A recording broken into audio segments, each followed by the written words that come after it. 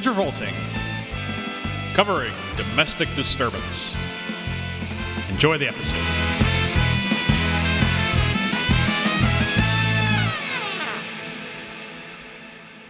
Hey, Jeff. Hey, Stuart. So, I was noticing, watching this movie, it's a bit of a disturbance. A disturbance in what? A little bit of a domestic one. A domestic disturbance? That's right, folks. We're talking domestic disturbance this week. Have you ever heard of this movie before? I had never heard of this movie. Me neither. This movie, certified, does not exist. I mean, it doesn't exist in the sense that it seemed to have been wiped from everybody's memory. Yeah, like... Because it exists. You know at the end of Men in Black 2, where they activate the Statue of Liberty as like the big neuralizer and it wipes everyone in New York's memory? That was... They did that with domestic disturbance. With domestic disturbance. No one has any memory of this movie. So, yeah, like, I mean, there are lots of John Travolta movies where it's like I've never heard of. Yes. This being one of them. Yeah, this is very much in the no one has ever heard of this movie category. And no, to be honest, like, you're not missing out. But we're going to talk about how insane this movie kind of is. Yeah, I mean, I don't want to give it too much credit. Like, it's not that crazy. Here's the thing. This movie has a $75 million budget, which is 10 to 15 more than the movie we're talking about next week, Austin Powers in Goldmember, an action movie, a spy action movie with CGI. It's all Battlefield Earth is $100 million, and that is a whole. This movie has one like set piece, which is a place on fire, and there's one fight scene at the end, and it cost $75 million, which is why this movie is a massive flop. What? Where did that money go? I want to know. This was a laundering This was scheme. like it has to have been. This movie was a laundering scheme. Because this movie is essentially Halloween or like a slasher movie, except what if it was just Vince Vaughn in a business suit hunting you down? Yeah, I don't know how to really classify this movie. It's a slasher movie with Vince Vaughn. It's so funny. Who wrote and directed this? So this movie is directed by Harold Becker. As he... So he is a longtime journeyman of Hollywood. Like, he's never really had like a mega hit, never been nominated for a big award or anything, just like consistently turning out movies that make enough and then just go and play on cable on repeat for years. And your dad catches half of it one day after he's done mowing the lawn. Can you give me an example? I'm going to bring up his other movies. Harold Becker. I should have this stuff ready to go, but I did not. I'm coming in unprepared this week. Well, we took a tiny little hiatus that the audience probably doesn't know about because... We're consistent. But we backlogged a lot of episodes, and now we're coming back into it. So his other movies are Malice with Alec Baldwin and Nicole Kidman, Mercury Rising, Sea of Love, and Domestic Disturbance are his top 4 on IMDb. None of those are movies that I've really ever heard of before. Aside from Malice has like a long random speech about "fuck you" by Alec Baldwin. It was written by Aaron Sorkin. But for the most part, Harold Becker's just one of those guys who makes consistent movies, never really argues with the studio, just a journeyman on his way. Okay. And this is one of those movies for sure. For Travolta, we're coming in like right after. This is the first movie he films after Battlefield Earth has come out. Because Swordfish and Lucky Numbers were filmed before Battlefield Earth had come out. This is Battlefield Earth came out and it was recognized. Yes, people had this movie was made with the knowledge of Battlefield Earth being the biggest flop of all time, basically. Wow. And so it's a clear, it's kind of an attempt by Travolta to get back to something a little simpler, even though it has a $75 million budget. He's at this point where he's too big to fail in his career. Like, he can't work on a small project. Even a small project that he works on inflates to a $75 million budget. Because of his pay?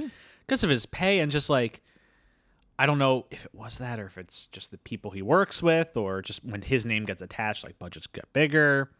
But he needs to resettle himself with a small indie like he did with Pulp Fiction, and instead he just keeps going bigger and bigger, and even the small things he goes to are huge. Yeah, that's an interesting point. This movie. I mean, I'm just we talked about this a few episodes maybe in the past, but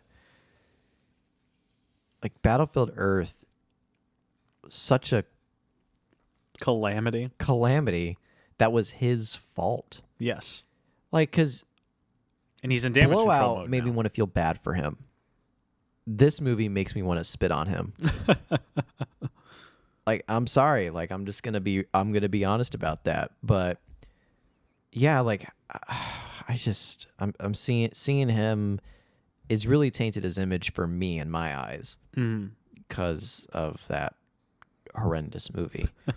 And looking a little bit ahead in the future, does anything really bring that back? He has a few more successes. None like major, but he has a few more, and they're why we're still in our consideration of this show, still in the A-list era.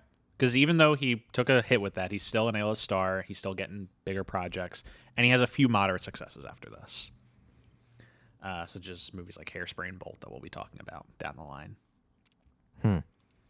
But this is not one of those successes. No, it's not. Do you have very much context for this? That's basically the extent of it, that it comes in right after Battlefield Earth. He's trying to recenter himself, but just even the small project he picks becomes a big project. Yeah. Okay. And it's not going to do his career any favors. No, it is not. Nor Vince Vaughn's. The only reason why I asked about the writer-director is because this movie is like the perfect, like, 12, 14-year-old screenwriter mad at their stepdad script. Mm-hmm. Like, if anyone who's like from a broken home, who had step parents that they weren't very fond of. Mm-hmm. This is like if a kid got sent to his room by his stepdad. He's like, fucking jerk, and then I'm just gonna write a script about you being a murderer. Because honestly, it's like, was there any outlet where the stepdad could have been the good guy? Like, no. From like the very get-go, we're led to believe, like, you know, well, maybe not from the get-go, but like this movie is centered around stepdads are evil. So the writer of this movie is Lewis Colick. His other credits are October Sky, Ladder 49, and Charlie St. Cloud. So he wrote another John Travolta Yes, movie. we'll be talking about him again with Ladder 49. Interesting. A bond forged by fire is never broken. A bond forged by fire is never broken. That is the tagline for. Can you believe Ladder Joaquin Phoenix is in Ladder 49? Yeah, we're gonna get to talk Walk. They share the screen together, Joaquin Phoenix and John Travolta. Yes. Huh. I think it's interesting. Okay. So the movie starts. Mm-hmm. So the movie starts. Very standard opening title sequence of like random shots of this town that they live in. I kind of like the opening credits. I was just like, it's cameras moving back and forth, or not cameras, like images moving back and forth as the names appear. Yeah, well, it's meant to serve as a descriptor of where this is all taking place, which is small New England-esque town. So here's the thing. I want to talk about where this movie's set. Where is this movie set, Jeff? So this movie's supposed to be set in Maryland. Maryland. And they say it's by D.C.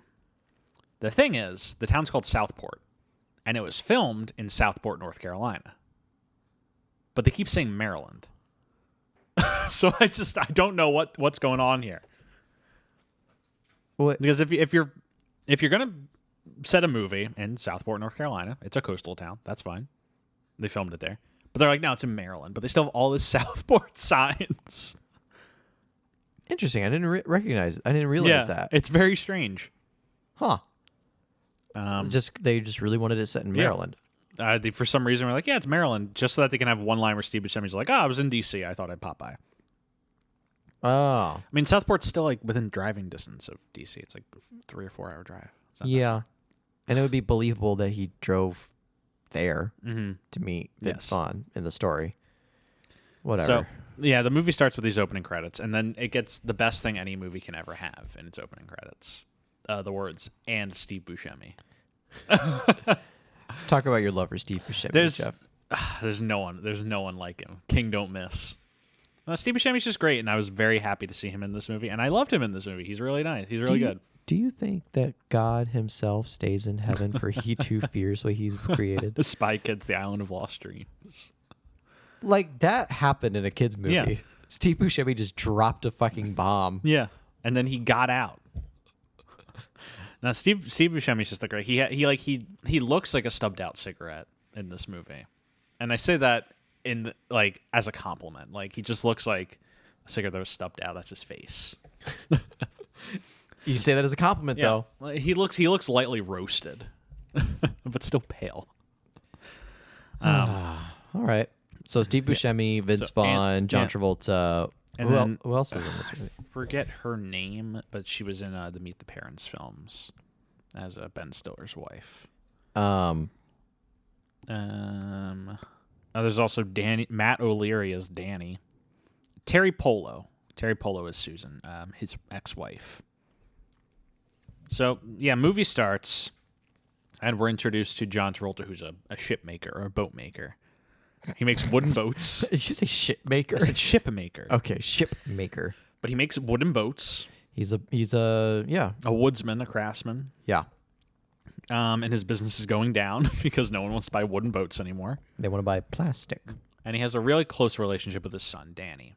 And he's divorced. Yes, and he's divorced from his wife, played by Terry Polo. Yeah. Who is going to get remarried to Vince Vaughn, playing Rick Barnes. Yeah.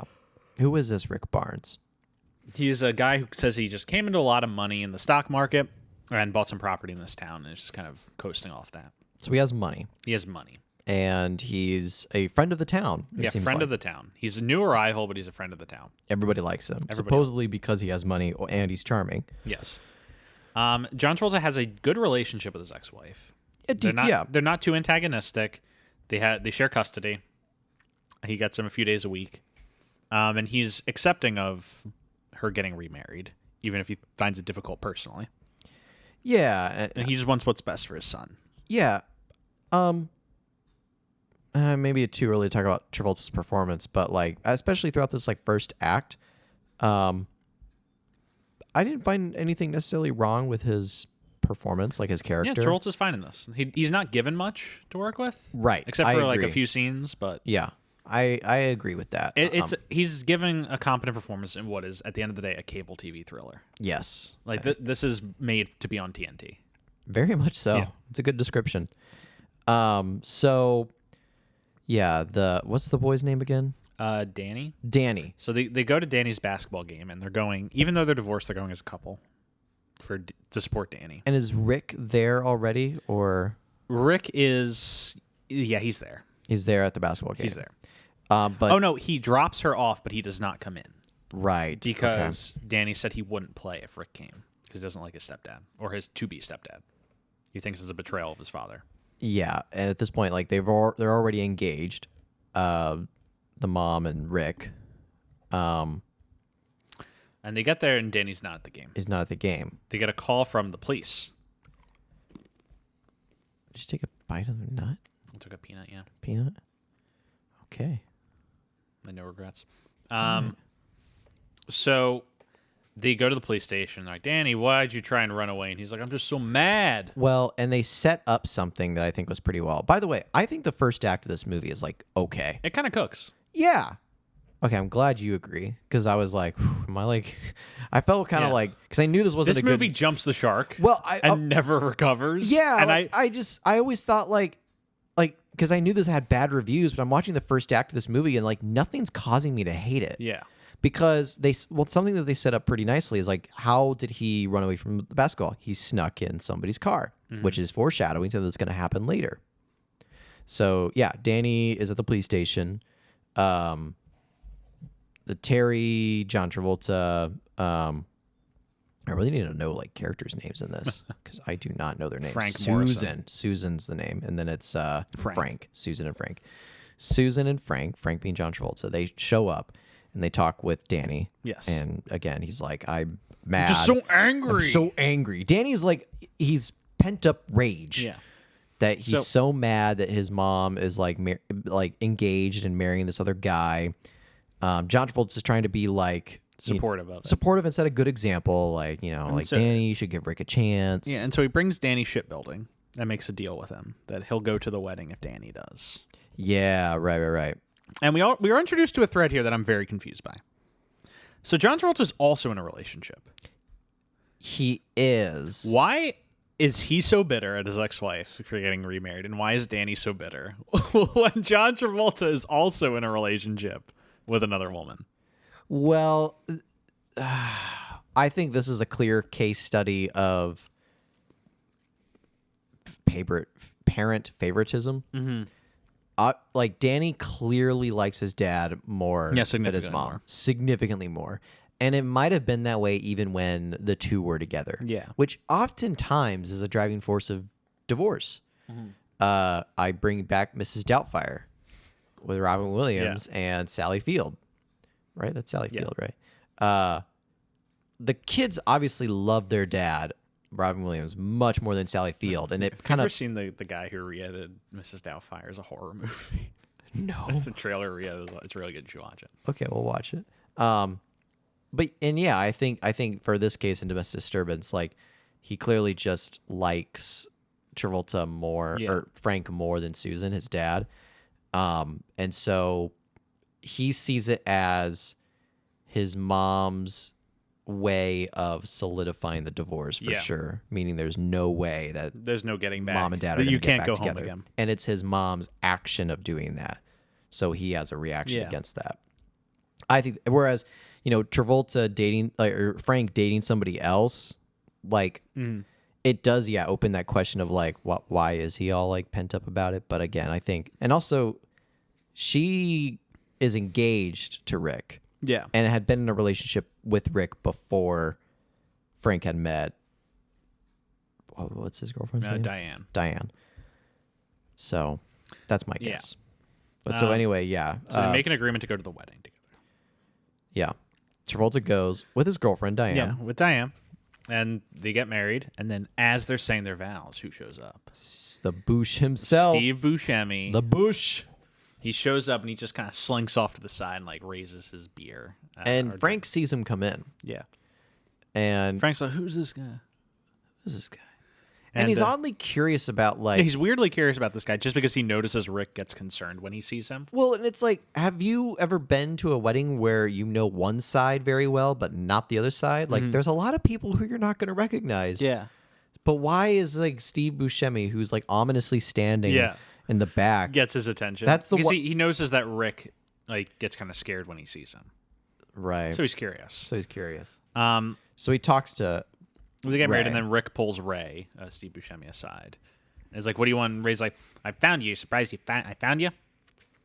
He's like, when we were in the joint, we would talk about what you're going to use all our money on. You owe me some money. So they already lay the groundwork for some criminal activity between these two. Now, do they say what exactly? No. Because I thought it's like, oh, they're bank robbers, which would have been really cool. Right? Wouldn't this have been a much cooler movie if like... They're bank robbers? But... They aren't they? Like, I don't think they are. No, they're racketeers. They're racketeers. And he's also killed people. Because. Attempted murder. He hasn't killed anybody. He just... Yet. Dun, dun, dun. But yeah, they're already talking about criminal activity. We don't get the details quite yet, but we know there's a money that is owed to Steve Buscemi. Yes. And so... From Rick. Vince Vaughn, Rick, is saying like, "Hey, it's so funny that Vince Vaughn's in this movie." I love. Have you ever seen a Vince Vaughn movie where you were slightly impressed by his acting skills? He's good in some comedies, and he's actually serious. Vince Vaughn is a very mixed bag. Okay, there are Vince Vaughn in a serious role is really only good when he's being slimy and mean. It's like he's the drill sergeant in Hacksaw Ridge. He's actually pretty good in. Yeah. I have not seen True Detective, but I've heard he is peak slime in that. But when Vince Vaughn pops up as either like a slimy character or in a comedy, he's usually he carries well. But any role like this that we're seeing, not really. Tries to play like a serious guy, not even and more than just a serious guy. He can't do serious. A villain, like he's supposed to be scary. Yeah. And just for yourself, were you ever scared of Vince Vaughn in this movie? No, and that's why this movie rules. This movie is shot like a slasher movie. It's shot like Halloween. idea. Except instead of when the camera like pans around, you look in the mirror, you see fucking Vince Vaughn instead of Michael Myers. Idea. Yeah. Swap the roles. John Travolta is John Travolta's Rick, and Vince Vaughn's the dad. I don't know. It might work. It might work. I think John Travolta as a serial killer though would be funny. Combine the roles of his dad character in She's So Lovely. Combine that with what's a good villain role that he did? Broken Arrow. No, I was gonna not Face Broken Off? Arrow. No, those are all comedic villains. I'm trying to think of like I'm taking like the big and scary dad, combining him with like a psychopath version of himself that he's played, but like subtle psychopath. He hasn't really done that. Yeah, it really hasn't, has he? I think you would run into the same problem of Travolta if he was playing the way this movie is structured. The serial killer like is very funny, like unless you cast like a really intimidating actor. Who could play the stepdad and be good? Like you need to cast like I could buy a James Woods in that role. From General's Daughter. Yeah, like General's Daughter. James Woods could do it. You just need someone who has an air of like sinister to them. Could you buy him as like the charismatic though? It'd be kind of a problem.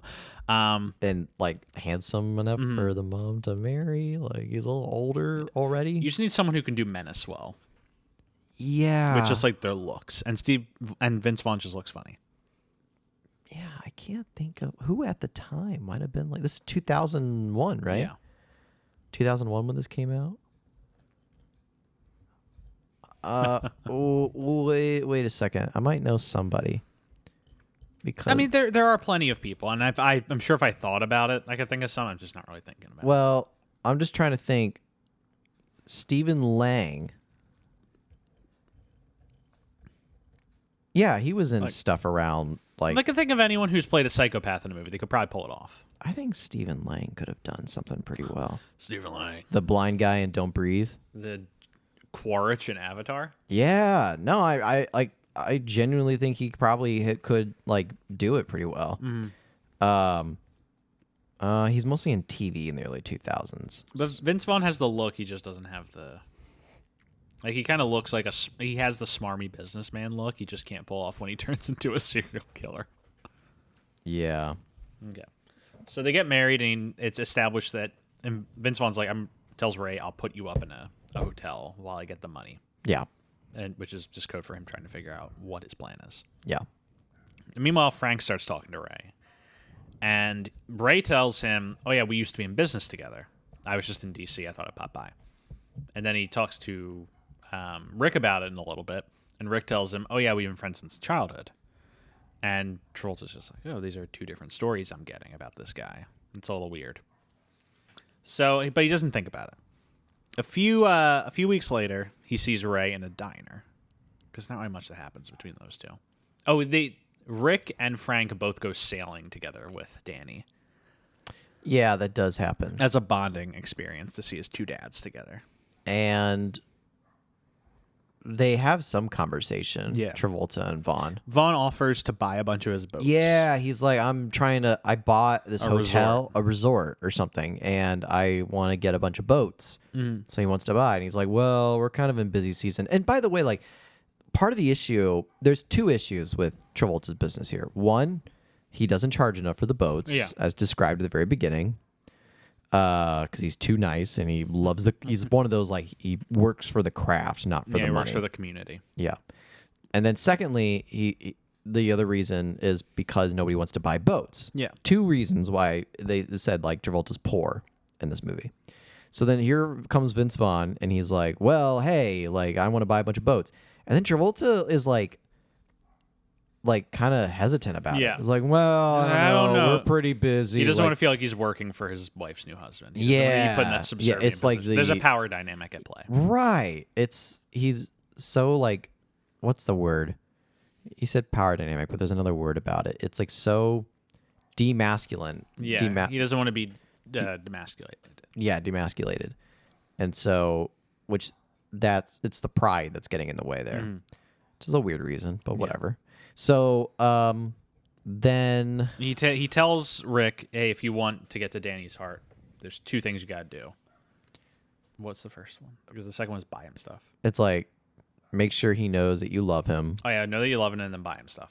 and buy him stuff. And he said, I think he's looking for a really good glove. Yeah. Gives him a pointer. Yeah. So Rick buys Danny a glove, and then is really harsh with him Well, when they're playing catch. And when they're playing catch, like, Danny's not throwing well. Danny's not throwing well. He's like, I used to play catch with my dad. He's like, well, if your dad was so good, why the fuck didn't he teach you how to throw a ball right? And this movie's rated R. Or no, it isn't. It's PG-13. Which is a problem. Yeah. That's one of the bigger issues with this movie. He gets really aggressive with the ball. And then Rick's like, if you're not even trying, I'm leaving. He throws the glove down. He goes inside. And then crash, a ball goes through the window right behind him. And Rick's like, this kid threw a ball at me. And then we cut to Frank talking with Susan. And she's like, yeah, he threw a ball at Rick. Oh, no, we cut to him talking with Danny about it. And he's like, Danny, why'd you do that ball? And he's like, I just get so angry all the time, Dad. It's like Rick was being so mean with me or whatever. Like he was like throwing the ball really hard at me. Yeah. So I threw really hard back at him. And that's basically. And he's like, I want to live with you, Dad. And he's like, oh, people don't want my boats. I can't afford that. Yeah. And then there's really not like a lot in terms of beats that happen in this. Well, I think it's pretty quickly we then get to the big scene. The big scene. So Vaughn comes home and Susan tells him I'm pregnant. Oh, right. And then that makes Danny mad, so he runs away. Or he climbs out the window and hides in the back of Rick's station wagon. Yeah. And then Rick drives away in it. Danny's just laying down in the back. He picks up Ray. And he says, I gotta run an errand or whatever. Yeah. And so he picks up Ray. Ray gets in the car. Vaughn and Buscemi have not seen this kid hiding in the backseat yet, which is plausible. Yeah. Like I think it's true. And by the way, this was foreshadowed with like in the very beginning of the movie, the way the kid leaves a basketball game is he hops in somebody's car or the trunk. So this is again what I'm saying. It's like the first act. Well, yeah, as we're talking about it, does set up payoff well. It sets up and pays off pretty well. But then we get to the scene where this movie like jumps the shark and just keeps flying. Yeah. So they're driving through downtown and it's raining. He's telling Buscemi, I'm going to take you to the place where the money's stashed. Yeah. And he's like, it's at this old brickworks. So they drive to the old brickworks and they pull in. And he's like, can you grab the bag in the back?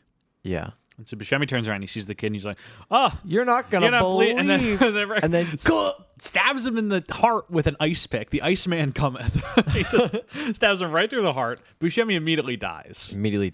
And Danny's terrified. Danny sees all this happen. Yeah. And so Rick takes Buscemi's body and drags it out and puts it in a brick incinerator that's perfectly human-shaped.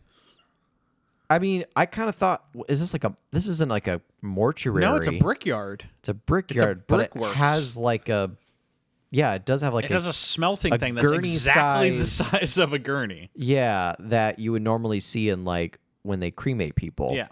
But this is a brickyard. Yeah, brickworks. I never thought about that. Like I actually kind of just like, yeah, sure. I mean, I'm sure brickworks do have places. I'm sure. Like I just kind of thought like, okay, I buy that part. Mm-hmm. But then the kid, like, Danny gets out of the car, and he's, like, immediately in, like, survival mode. Yeah. Like, oh, shit, my dad. And the Halloween music starts playing as Vaughn's, like, walking around with this ice pick, all Michael Myers style, as Buscemi burns in the background. Danny escapes, and he runs to Frank's. And he tells Frank everything. And all this happens off screen, by the way. But so when Danny escapes, we just see Vince Vaughn get back in the Suburban, drive away. And he gets home. And there's cop cars there. She's like, Danny ran away. And she's like, he's telling this awful story that you murdered somebody. Yeah. And the cops are like, hey, we need you to come to the station. We're going to talk to Danny and make sure we talk about some things. So happening side by side is Danny, Frank, and a detective are in a So far, to my knowledge, I believe it's just Danny, Frank, and then a detective. Yes. But then more and more people start joining this conversation, which should not be in the room when this happens. And it's like, this kid accused someone of murder. We're going to bring them in the room with him. We're going to bring him in the room with him. So they bring all the family together in this room. And they're all talking about it. And he's just like, yeah, like he died. And like Vince Vaughn is right there in the room. Yeah, and he's like, I didn't kill nobody. And he's like, stop it, Danny. You're hurting Rick's feelings. And they're like, he killed somebody. and they're all like, he's making this up. And I'm like, this is a pretty elaborate story to be making up. All of it. Like if he was just like, I was out with my stepdad and he killed a guy and then I ran away. And he didn't know, like, I think the crux of it that made it like hard for the cops was like he didn't know the guy's name. Yeah. Because if they knew if it was Ray, then okay, quick, they can check where was Ray staying. Who were you meeting with? Like, they didn't ask Frank any questions, by the way. They don't ask him, what were you doing out in your Suburban? I was running some errands. Can anyone verify that? Do you have an alibi? Like, they don't They're ask. just like, so your They're keys are just from. immediately dismissive. The cop even says, it's like, I'm sick and tired of this kid's bullshit. Like, they send cops to check out the brickworks and to check out the car. They can find no evidence. There's no evidence. Vince Vaughn literally just like rubs a rag on the seat where he stabbed the guy, and they like when if they you find shine black light, there's gonna be like blood stains or something. Like it's the worst investigation. The worst. And did he wear gloves? Like, I don't know. There's so many instances that cops should have been able to like figure this out in like 2 seconds. Danny home with Rick and Susan. And Frank's like, I'm not. Why are you lying to me, kid? And then overnight, he stands on a pier, and is like, the kid's never lied to me before. He's telling the truth. And so the next day, well, wait a second, because he goes home with Rick and Susan, and he's like, I don't want to go back with him. I don't want to go back with him. And like, at this point, Frank Travolta is like a little concerned for Danny, but he doesn't really believe in the story right away. He's like, well. Like Danny, I really think you should stop. He's like, you don't believe me, do you? He's like, he has like an overnight come to Jesus moment. Well, what happened? Because then he talks to Rick. Frank and Rick talk about it, and he's like, Danny never lied to me. Danny lies. Danny does lie. He lies to his mom. He lies to police. But Danny doesn't lie to me. He never lies to me. He's like, wait, you don't actually think I did this? And he's like, probably not. But that's not enough. I don't want my kid to live in with a probably. Yes. So that I was cool with. Yeah. That I was okay with. I was like, if you're like a dad and you're like not 100% certain, like that enough. That you're the person your kid's living with might be a murderer. But then overnight he's like, no, he did this. Like Rick 100%. He immediately goes into a custody battle. He immediately does. He like takes him from school and like literally kidnaps him. Yeah. He kidnaps him. Gets immediately pulled over by the cops. Immediately pulled over by the cops, and then Travolta doesn't get arrested per se. No, his wife doesn't press charges. But he does have to the kid does have to go stay with his Susan and Rick. And the night before the custody battle, Danny's just in his room, and he locks the door, and he thinks he sees footsteps outside. The footsteps go, and he turns around. Vince Vaughn's in his room. There's a second door he forgot to close. And this is another moment when Vince Vaughn's supposed to be scary and is just not. And he's just like, oh, what's the deal with swingers, huh? So he puts him in a chokehold. Yeah. I think. He's like, if you say anything to the judge about what your you're mom saying. would be upset if you left. Yeah. And if you don't want anything to happen to your dad. He basically threatens him. He threatens to kill Frank. Yeah. So then cut to the next day. They're at the court custody battle. And Travolta's lawyer invites Danny to the stand. And they ask Danny. And Danny lies. What happened? And Danny says, I lied. I lied. And Travolta's like, what? Yeah. He's like, no. Did he threaten you? Did he threaten you? Travolta gets drunk. His girlfriend leaves him because she put it. I forgot about his girlfriend. She leaves him because she's like, you put your wife through this custody battle for nothing. It's weird. Strange. And he gets drunk, and then he has a moment where he kind of he still doesn't really know what to believe because Danny's not talking to him because he feels guilty. And so he confronts Danny and Rick one night after Rick wins Citizen of the Year award or something like that. Right, yeah. And he's drunk. Yeah, and he punches Rick. And then he gets back to his truck, and then Danny He's like, "Oh, you dropped your wallet." drops his wallet, Danny's own wallet, Yeah. and then picks it up and then runs to Travolta in his car. Says, "Hey, you dropped your wallet." Like, no, I didn't. It's like, "Hey, Dad, you really got to stop pushing him. Yeah. He says he's gonna like Kill you or whatever." So then that's when he like just doesn't respond, and then Danny goes back. Cut to that night at Rick and Susan's house once again. Rick appears and threatens him again. He says, "What did you tell him?" It's like, "Hey." No, this is the one with the mirror. The mirror bit with the wallet, right? He's like, "Hey, I think I lost $5." He's like, I think I was hooting and hollering at this shot. I got a video. I thought it was so funny. Because it's this really dramatic pan around this. Oh my god! Like you're expecting the reveal of like a monster or serial killer or something. It's just Vince Vaughn. Like the dude from Swingers is just hanging out. God, you're right. This movie really does. I fucking tell you, Steve Buscemi should have been played by Jon Favreau. They should have just made it a Swingers reunion. Well, like this movie really does hinge on. It has the aesthetics of a slasher. Yeah, it does, but and it's just Vince Vaughn, and that's why it's so funny. Do you remember? Was it Cape Fear, where it's got like Robert De Niro in it? And like it's kind of a similar like. Only Robert De Niro's like what's his role in that? I forget. But it's like a similar thing where you have to make an ordinary man seem scary. Yeah, like the crazy neighbor like ordeal, right? Yeah. I'm just looking it up. A convicted rapist released from prison after serving. But oh well, that's not really the same thing. Well, I guess no, it is kind of the same thing. Like Cape Fear, I mean, like they do build up, like Robert De Niro has to be scary in that movie. He has to be fear, right? And Cape Fear. But like, look at him in this movie. Like that would be scary. Yes, if I saw that guy. That same shot with the mirror, and it was Robert De Niro. Yeah, you would be freaked out. De Niro could have played that role. But instead it's that very hilarious Vince Vaughn just appearing. Yeah, just not a thing. I was genuinely like having a really good time with the second half of this movie because it's just so absurd. It just is Vince Vaughn becoming a slasher villain, trying to become a slasher villain. Keyword. He threatens Danny again. And so then we are back with Travolta, and he starts his investigation.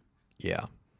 And how does his he starts going to every motel in town to try and find out where Ray Walton stood. Because he thinks Ray was the one who died. Yeah. Because he's like, yeah, Danny would not have known who Ray was. Yeah. But I think they were up to some shitty business, and they both lied about how they knew each other. Yeah. Which he tells the cops that, and they're just like, whatever. Stop bugging him. Like these cops are so fucking dumb. This is like these are the kids movie cops, except it's a PG-13 drama. So, yeah, he goes to every motel. He eventually finds him at like the Cozy Cone or whatever the fuck it's called. He says, "When did he leave?" He's like, "October something," and he's like, "Really? That day?" Because it's the same day that Danny calls. He disappeared. So he's like, "Oh man, like you have that on record?" And he's like, "Yeah." And he pulls out his records. And they find out there was a call girl he used a lot. Yeah. So Travolta goes and talks to her. She's like, he owes me money. And he's like, get in line.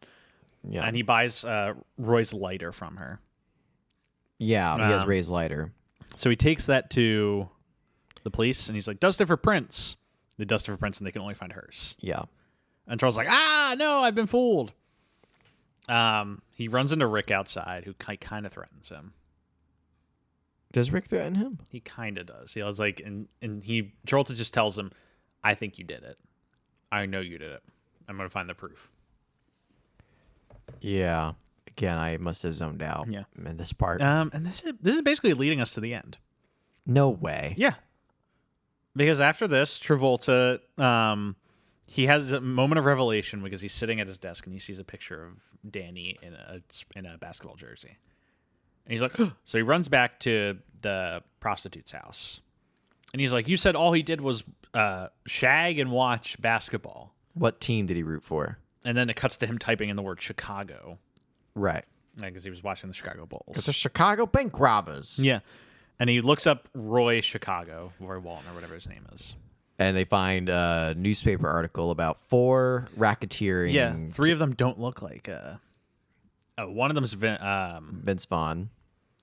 Right? Well, one of the three that he looks at who were convicted was Steve Buscemi. And then he clicks on another name, and it's Vince Vaughn, the one who got away. Yeah, Rick Barnes. His name is like Jack something. Oh, yeah, his real name. Jack He changed Stevens his name. or something. And so Travolta emails that to the police, and then he prints out a copy. And then who appears then what behind him? happens? Vince Vaughn. Vince Vaughn! Who punches him and then lights his boat-making place on fire. Boat-making place, his shipyard. Shipyard on fire. Yeah, with like a paint thinner or whatever. Yeah. He just grabs whatever's around. But then Vaughn this is the worst goofball- fucking criminal. But this goofball. This jamoke. Talk about... He's literally like Ghostface from Scream, where like he just is incompetent. Yeah. He just like immediately lights himself on fire.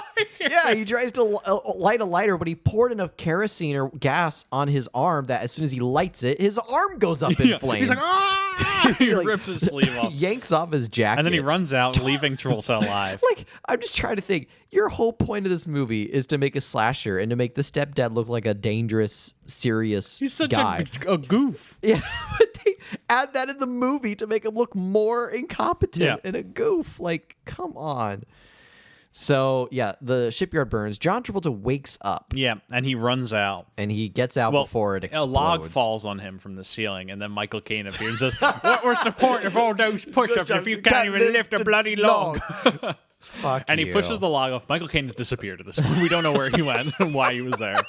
And Travolta runs out of the burning boat factory or whatever the fuck. He makes it out before it explodes. And then explodes. Yeah. And Danny and his wife and Susan are watching this. Danny's obviously very concerned that his dad might have just exploded. Yeah. Much like Uncle Bob before him. Ah, shit. There's an urban cowboy throwback. Oh, God. I wrote in my notebook, "This is the worst criminal ever." And then I wrote the words, "This is amazing," right afterward. So, what? It's the house after that, right? Yeah. Because, you know, the mom knows. It's like, oh, they're like, oh, hey, like, They're getting in the car. Danny runs upstairs and he's like crying. Obviously, he's upset. But then when Susan goes to the bathroom, she looks in and Rick is tending to his burned arm. Oh. She's like, oh, he started the fire. She's like, Danny, we got to get out of here. Which, like, I guess is a good deduction. Yeah, and she makes a pretty solid argument to Rick. She's like, yeah, he's just very concerned. I'm gonna take him. I don't think you should be there. And Rick like kind of goes along with it. He understands it. But then He sees it. Frank calls them. Frank and calls. Rick notices. And because he checks caller ID. Whoa! Oh, no. And so The end of the Scream franchise. Caller ID. And so they what happens right after? Oh, Well, they're in the garage. Yeah. And Rick comes in, like, takes Susan out of the car. But then before he can do anything worse, Travolta's just like fucking barrels into the room. Is that what? No, what happens no. is so like they hit him somehow because they trap him in the garage or something. Yeah, they trap him in the garage and they lock all the doors to the house. And then they're about to call the police, but then he pulls the He pulls the landline. Yeah, from which is in the garage. And then he gets in the house, like he breaks through a window, I Yeah. think. And this is where I'm like fuzzy on details, but so he knocks out Susan. Yeah. By the way, she lost her baby at that Yeah, point. she apparently. miscarries. She miscarries as a result of him hitting her. It's totally like It's a very overlooked. glossed It's a over. very glossed over. Very strange. part. Like it's almost kind of celebrated. Like I'm Yeah. sorry about your baby. He's just like, But also- whatever. Whatever. It's not but- with a serial killer. And then he chases after Danny upstairs. Who, like, they have like little Michael Myers back and forth. Yeah. And he successfully like sneaks behind him and whacks him with a baseball bat. Yeah. And Rick goes down. So then and then that's when he goes to get his mom. And he's trying to get a phone, and he runs in the garage and tries to find her cell phone in the car. And that's when Rick just appears behind him. Yeah. And like is trying to choke him. And that's when This guy is dead ass like a Michael Myers, where he's just like just like walking around choking people, surviving anything they throw at him. He's like lit on fire, whacking the head with a metal bat. Yeah.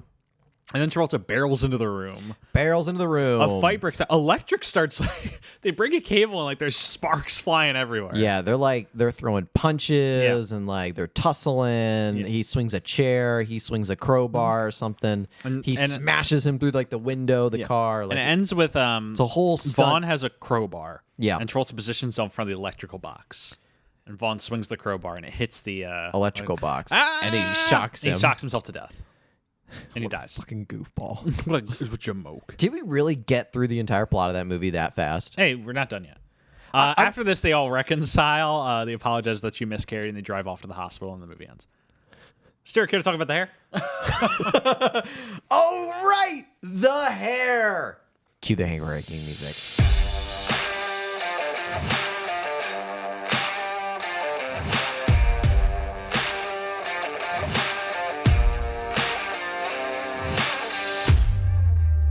Welcome to the hair ranking report. So the hair. Does this hair not exist as much as this movie does? Wait, what? I was asking if the hair is non-existent because this movie doesn't exist. No, it exists. This hair is going to be like, I think this is good hair. This is good hair. I like this really hair. It's complimentary to him. Like, can you pull up the list and I'll pull up a photo? Yeah. Because I saw this and the first thing I thought was, ooh, this is going high. Oh my God, the hair. So this is kind of a callback to like his long hair days. Yeah.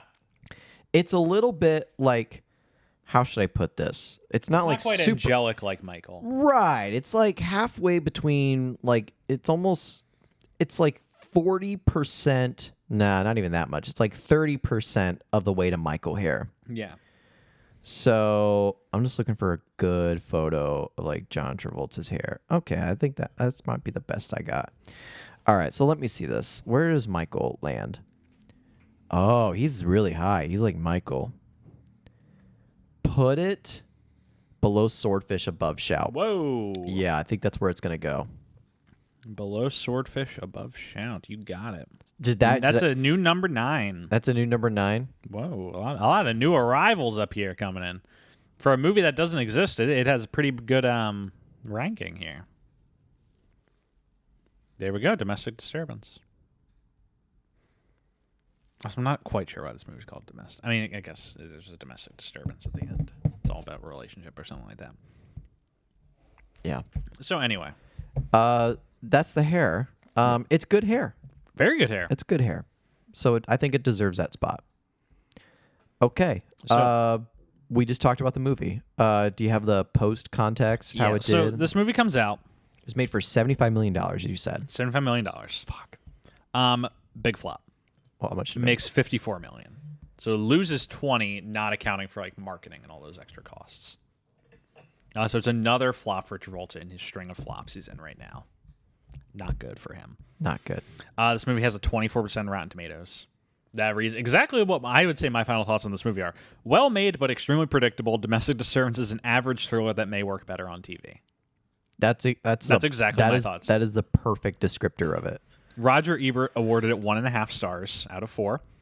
And he said, the Chicago film critics were shown the long last reel. They were shown a reel without sound for the end of the movie. And he says, he saw the correct one the following Monday and scathingly said of it in his review, the earlier reel is lacking the final music. Music is the last thing wrong with the reel.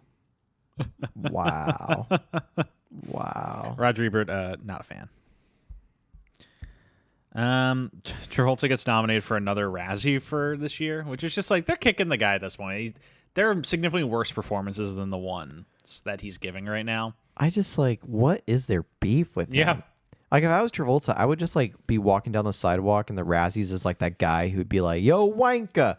And I would turn around and be like, what the fuck's your problem, dude? I mean, he's in the place Adam Sandler is in now, where just, like, they give him Razzies for literally everything, deserved or not, when there's probably worse movies that came out. They don't actually do their homework. Yeah. All they do is... They're just there for the lulz. They're just there for the lulz, and it's like, hey, what did Travolta do? Well, he was in this actual good... Nominated for a Razzie! Mm-hmm. And that's the Razzies for you.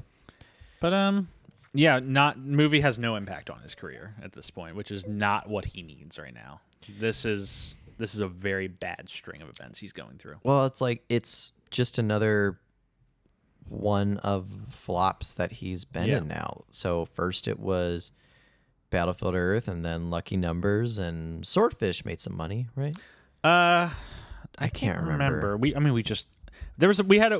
a bit of a break in recording, so you folks just heard Swordfish last week, but it's been a while since we talked about Swordfish.